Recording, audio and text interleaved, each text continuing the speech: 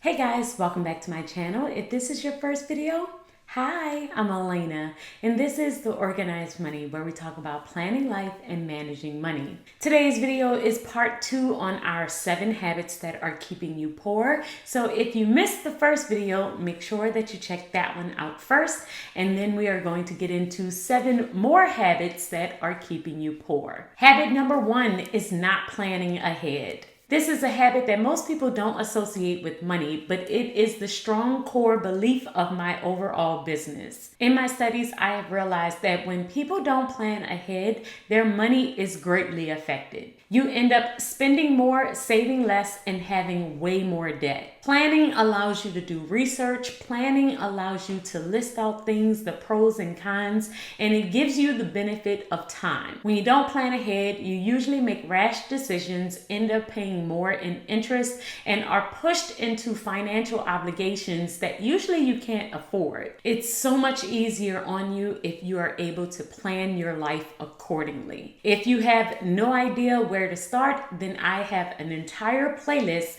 that will help you to start planning your life. Habit number 2 that is keeping you poor is negative thinking. Many times people will say that they can't save more money, they can't make more money, they can't meet their budget, and they've set their core beliefs around this negative thinking. It's almost impossible to make a transition in your financial life if at the core you already believe that you can't. You have to start speaking positively around your money. Start to think about your future and have hope around everything that you're doing. Know that it's going to help you in the long run. Once you're able to change your frame of thinking, doors will start to open. The first step to improving anything always starts with your mindset. The third habit that is keeping you poor is procrastinating. If you are constantly waiting until the very last minute to do anything, more than likely it's going to cost you. It will cost you in money, it will cost you in time, which in turn costs you in money, and you will usually end up paying twice or 3 times more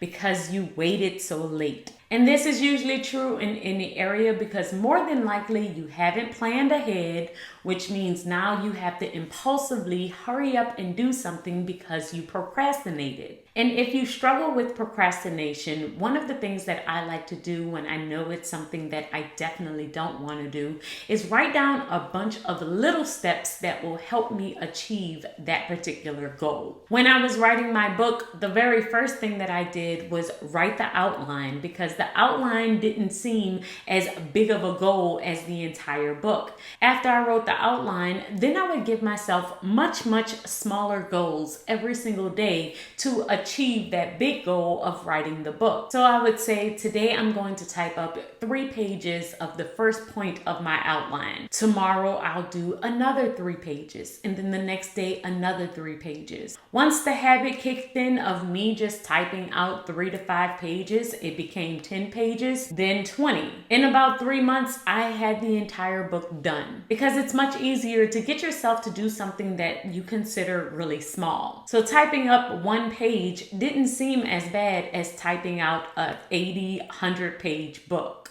which means I actually ended up finishing it. Try and break down those big goals into something really small so that you will actually accomplish it, and then you will beat out procrastination. The 4th habit that is keeping you poor is avoiding feedback. We all have goals and skills and different things that we want to accomplish in our life. And usually we will dig our heels into one thing or another that we want to do. The thing is sometimes we are blinded by our own creativity and the goal that we want to accomplish, and we avoid feedback from anyone that surrounds us. We have loyal and dedicated friends and family who want to help us achieve our goal. And they usually have some amazing ideas that could possibly help you along, but they aren't able to help if you aren't willing to listen to their feedback. Now, I'm not saying that you have to take feedback from everyone because sometimes people just can't see your overall vision. But you should take into account those people in your life that are loyal and that you trust, that you know you can confide in and talk to about your goals. They can provide some constructive criticism and some feedback that will help you get to your goal faster. So make sure that you take time to listen to them, to apply the different things that they tell you and see if they work. It's only going to help you achieve your goal much faster. Habit number 5 that is keeping you poor is keeping a job that you hate. Keeping a job that you hate with no plans of trying to get out or move on is keeping you in a position of stress and low morale. If you hate your job, then make sure that you start taking steps to change it. You could possibly start something that you're passionate about, work on that so that you could possibly quit one day, or start to look for another position at another company that you love. Either way, keeping a job that you hate just because of a paycheck will definitely keep you poor because you will end up doing other things to compensate for this job that you hate. You will start to say things like, well, I only live once, or I should at least be able to enjoy my money since I don't enjoy my job, which in turn causes you to spend money frivolously and possibly be more tired,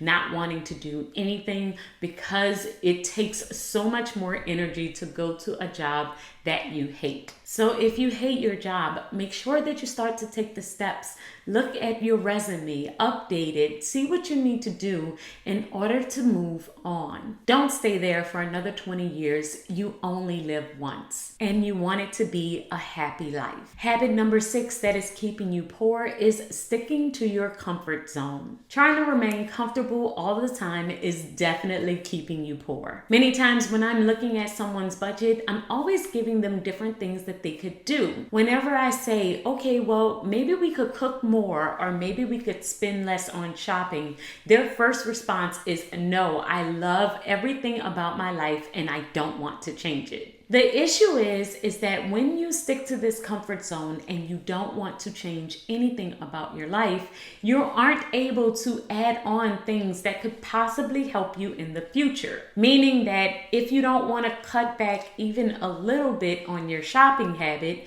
then you won't be able to save any money, which means you won't be able to retire, which means you will be working forever. So because of this instant gratification, because of this comfort zone that you have, you're possibly putting off the gratification that you could have in the future. Now, I'm definitely not saying cut out all the fun of your budget because that will cause you to crash also. I've seen the extreme where people will cut out everything and then they are miserable. But what I am saying is that if you are able to cut back, just bring it down a little bit, then you are able to make way more progress on the other side. And you could possibly look at different ways of doing it so that you can still get the same results. My family would do pizza night every single Friday. We would purchase the pizza, breadsticks, and the soda every Friday, and it would be around $40 to $50. When we decided to start budgeting, I knew that we had to change this because we were spending about $100 every 2 weeks. But instead of cutting it out completely, what we decided to do was to get pizza ingredients and make it at home. This allowed us to still have our pizza night for $10 instead of $50, and the result was still the same, which was the enjoyment that we got to spend time as a family. So don't cut it out completely, but look for ways that you can do the things that you love at a lower cost. This will help you to get a little bit out of your comfort zone, but save way more money in the long run. And habit number 7 that is keeping you poor is hanging out with toxic people. If you are constantly surrounded by toxic people, it will be extremely difficult for you to achieve the different things that you want for your life. It will be difficult for you to think positively. It will be difficult for you to plan ahead and to budget, because more than likely the people that are surrounding you will try and get you to stop doing all of these things. If they like to go out and you are trying to save money, they may pressure you to feel like you have to go, or may make you feel bad for not spending as much money as they do. If you tell them about a new venture that you're going to start, they may try and talk you out of it or tell you all of the reasons why it won't work. If you start to read more and then try and improve your skills, they may start to tell you how you've changed and you're no fun. In the end, hanging around toxic people for a consistent amount of time will definitely have an effect on you. So you need to evaluate who's around you. And you can try and talk to them about your overall goals. See how they respond. If they respond in a negative manner, then you may want to change the overall relationship. Maybe you hang out with them just a little bit less, or you may stop altogether. You get to decide how you do this, but just remember to protect your peace. We've talked about planning ahead and positive thinking, and the only way you're going to be able to do this consistently is by watching the people that are surrounding you. So make sure that you take careful inventory of everything that's going on around you, because it will definitely affect your future. So guys, I hope that you have enjoyed this video on the 7 habits that are keeping you poor. Remember that this was part 2, so if you missed part 1, you can definitely check it out here. And if you want more accountability on how to plan your life and manage your money, make sure that you check me out over on Patreon. Over there we have Tom Academy, which is our accountability group. It's $25 a month, and every single week you have weekly lives with me along with a bunch of other perks. If you want to find out more about it, make sure that you check out this video here, and also don't forget to follow me over on Instagram. I love connecting with you guys, and I will see you in my next one. Until then, keep organizing your life so that you can achieve your dreams. Bye guys.